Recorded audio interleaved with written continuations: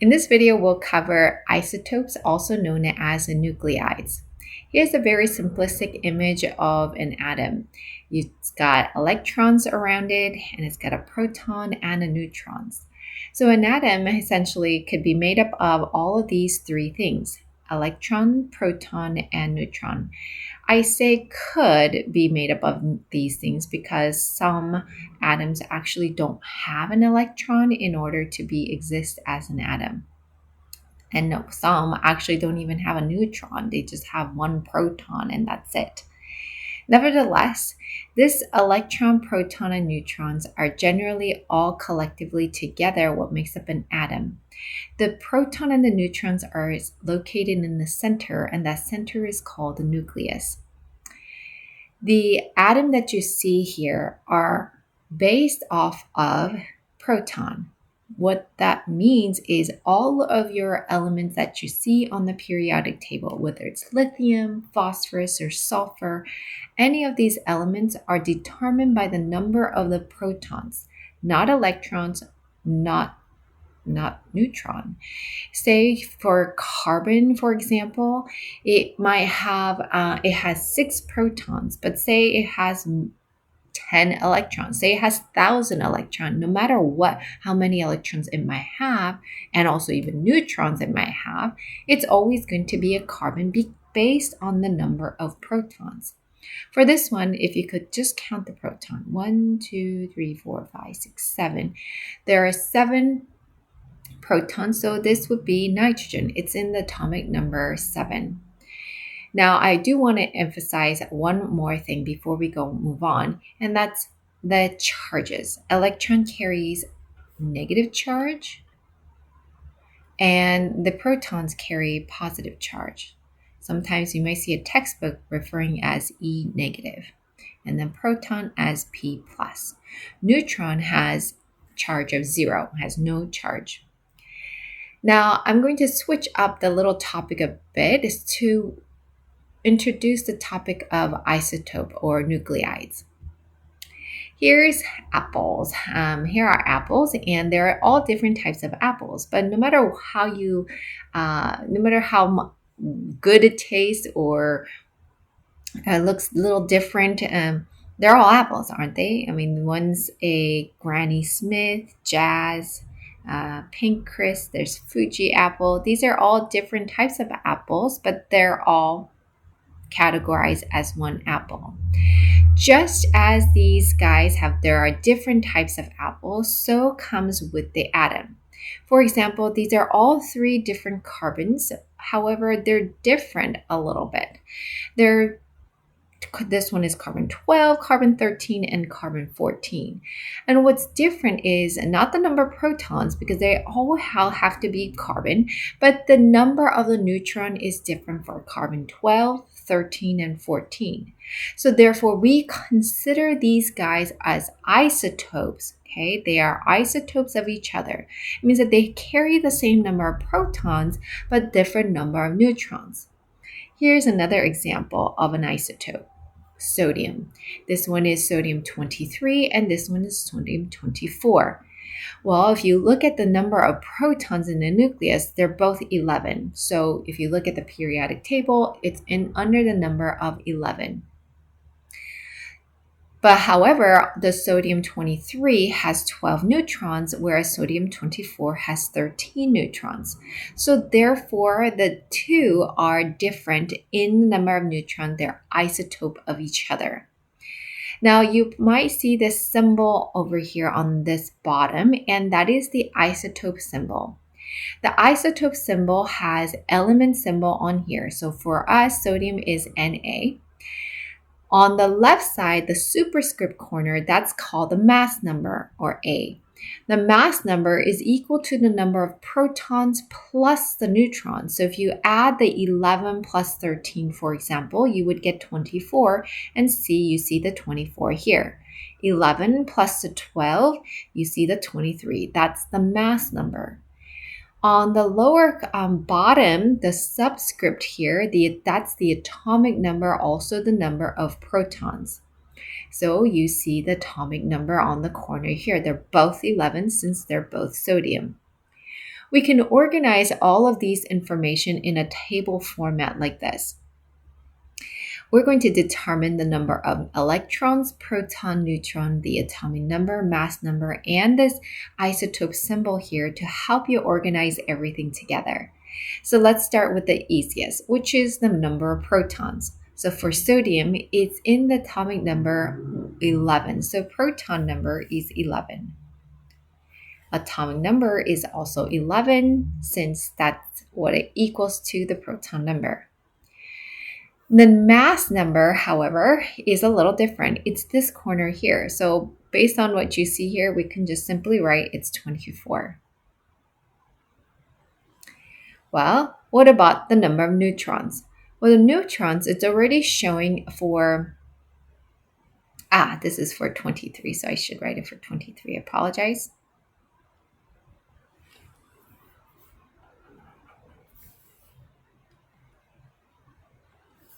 Because I'm talking about this one. I should be talking about this one first. Sodium 23. All right. Now, because the mass number is 23, we know that mass number is equal to number of the protons plus the neutrons. So that means that mass number is equal to number of proton plus the neutron. We know that mass number is 23, proton is 11. And so what does N have to be? Well, N has to be 12 neutrons. I mean, it's already written here. There's 12 neutrons by the image. But say you didn't have an image like that that's nicely labeled, you're going to have to calculate it out. So there's 12 neutrons. Now, lastly, or second to last, let's go to the symbol. The symbol for sodium is Na. We put the mass number in the corner on the top. And then we put the atomic number on the bottom. So sodium 2311. What about the number of electrons? Well, we're going to assume that this is a neutral, meaning the number of the proton, which is positively charged, and the number of electron, which is negatively charged, should equal out since we want them to be in total of neutral charge. So hence 11. Let's try for sodium 24. So sodium 24, we got proton number, which has 11, since it's sodium still. Atomic number is also 11. The mass number, however, this one is 24. Okay, 24. Now, since it's 24, the number of neutron must be 13 because the 12 plus the 13 has to be 24. Let's go into the symbol. We got our symbol Na, 24 in the corner, and 11. And the number of electrons should equal the number of protons in a neutral case, so 11. These are all different ways to write out isotope symbols. So if I'm looking at a carbon over here in the periodic table, you can see there's different ways to write isotope symbol. The one that traditional way is C with the mass number in the corner and atomic number on the bottom corner. But you might see something like this where you have C12. Okay, so this is carbon 12. You might see something like this, carbon 14, or it's written out as 14. That 14 number, this is the mass number.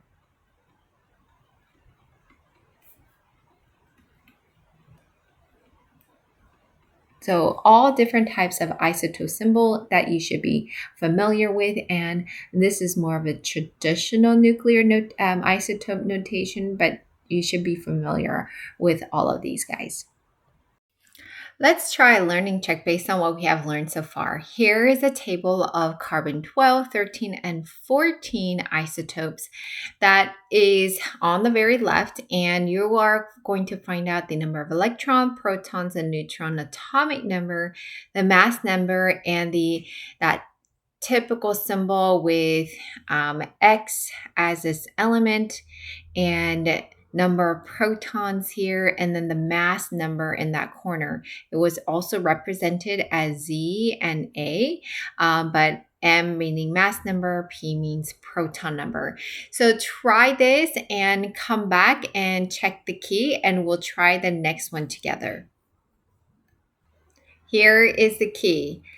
Next one, it says to write the element symbol for an atom that has an atomic number of 9 and a mass number of 19. So it's fairly easy. We know that atomic number goes on the bottom, mass number goes right above it, and we don't know what that is. So let's go ahead and plug that in. Z would be 19. The atomic number is 9, so we write that 9. So if I look at number 9 on the periodic table, then that would be fluorine, F. So therefore, 19, 9, and then fluorine. Then it asks, well, how many electrons and how many neutrons does this have? Well, we know that proton is 9. We want to know neutron, and we want to know electron. Already we can tell what an electron is. This is an assumption of a neutral element. And so the number of proton and number of electrons should equal out since proton is positive and electron is negative. So therefore, electrons there are 9. For neutrons, in order to calculate the neutron, we take the mass number. So we take the mass number, and then mass number always equals to the number of proton plus the neutron. So since mass number is 19 and proton is 9, we need to find out what n is. And by subtracting 9 both sides, we can easily find out that n is 10, meaning there are 10 neutrons in this particular isotope. In the next learning check, you'll see a little bit different type of symbols. You don't see BR79 as written out, but rather BR and then you have a 79 in the corner. In fact, you don't even see the atomic number, and this is one of the way you can write your isotope as well. From this, it wants to know how many protons, how many neutrons are in the nucleus of each of the following neutral atom. In a neutral atom of each element, how many electrons are present? So essentially, we're just looking for what's the proton number, what's the neutron number, and what's the electron number. I'll do the first two with you, and then you can try the other ones on your own and check the key here. So for bromine, 79, we know that the mass number is 79 as written right here. Well, mass number is equal to the number of proton plus the number of neutron. We can easily find out the mass number because it's already written there, 79. So I'll write 79. Number of proton, well, where is BR in the periodic table? If you look in the periodic table, the BR is on number 35. I have my periodic table there. That's why I keep looking over there. So 35. And number of neutron is the question mark. We're going to subtract 35 both sides.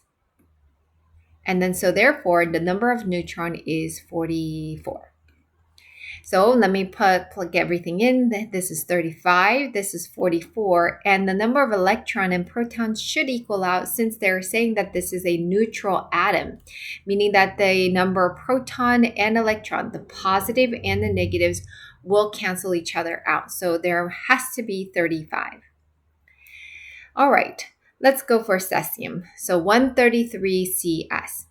133 CS, the corner represents the mass number. So 133 is the mass number. And we know that mass number is equal to number of proton plus neutron. And we want to know P, N, and E. The mass number is 133, and number of protons, cesium, is number 55 on the periodic table. So therefore, subtract 55 both sides, sorry. So N, therefore, is equal to 78. So here's my 55, 78. An electron is 55 since their proton and electrons should equalize out. If it is an ion, like it has a charge +1 and -1, it will have a difference in that electron, but that will be we won't be covering that at this time. So go ahead and try it for the other guys and then come back. And here is the key.